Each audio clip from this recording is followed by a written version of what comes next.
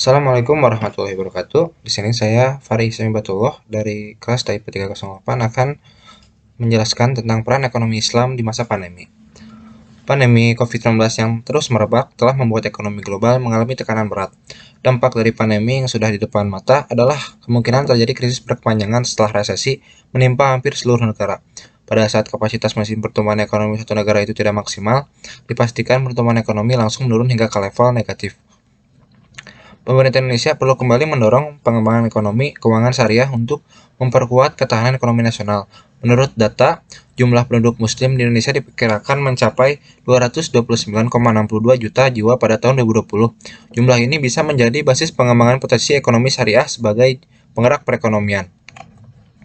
Sebagai negara dengan populasi muslim terbesar di dunia, umat Islam dapat memberikan peran terbaiknya melalui berbagai bentuk atau model filantropi dalam ekonomi dan keuangan syariah. Peran ini diharapkan dapat mengatasi guncangan ekonomi yang terjadi di seluruh masyarakat, khususnya umat muslim, dapat ikut serta berkontribusi dalam memulihkan guncangan. Sistem ekonomi sebelumnya, definisi dari sistem ekonomi Islam itu, yaitu sistem ekonomi Islam adalah sistem ekonomi berdasarkan pada ajaran-ajaran dan nilai-nilai yang didasarkan pada Al-Quran dan As-Sunnah demi untuk mencapai falah atau kesejahteraan.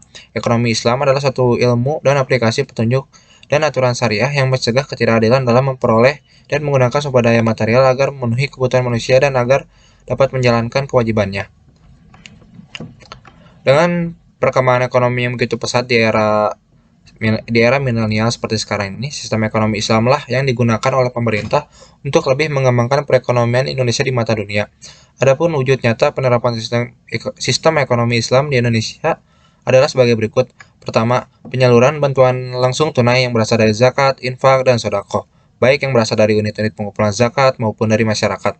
Khususnya untuk zakat yang ditunaikan, penyalurannya dapat difokuskan kepada orang miskin yang terdampak COVID-19 secara langsung sebagai salah satu yang berhak menerimanya. Kedua, penguatan wakaf uang baik dengan skema wakaf tunai, wakaf produktif, maupun wakaf link suku perlu ditingkatkan. Badan Wakaf Indonesia perlu bekerja sama dengan lembaga keuangan syariah untuk mempromosikan skema wakaf ini agar dapat digunakan digunakan sebagian untuk pembangunan berbagai infrastruktur berbasis wakaf seperti rumah sakit, alat pelindung diri, masker, poliklinik wakaf, rumah isolasi wakaf, pengadaan ventilator, dan sebagainya. Manajemen wakaf harus dilakukan secara profesional sehingga wakaf dapat dimanfaatkan secara berkelanjutan. Ketiga, bantuan modal usaha unggulan saat krisis. Di tengah-tengah krisis ini, tidak sedikit sektor usaha atau usaha mikro kecil menengah atau UMKM yang berjuang agar tetap eksis. Usaha ini seringkali sulit bertahan karena keterbatasan permodalan. Yang keempat, permodalan usaha di atas juga dapat diikuti dengan pinjaman qardul hasan. Dalam ekonomi Islam, qardul hasan adalah pinjaman yang tidak mengambil manfaat atau keuntungan apapun, namun tetap ditekankan untuk dibayarkan kembali. Produk atau skema ini merupakan satu produk sistem keuangan syariah yang sangat penting dalam mendukung pemulihan dan menopang perekonomian. Yang kelima, selain dari sektor perbankan syariah, sebagian dana yang dikumpulkan oleh unit-unit atau organisasi pengumpulan zakat khususnya yang ada di daerah dapat digunakan untuk memperkuat usaha UMKM. Yang terakhir adalah mengembangkan teknologi finansial syariah untuk memperlancar likuiditas pelaku pasar daring secara syariah, di mana pada saat yang bersamaan juga diupayakan peningkatan fokus pada social finance, zakat, infak, sedekah, dan wakaf.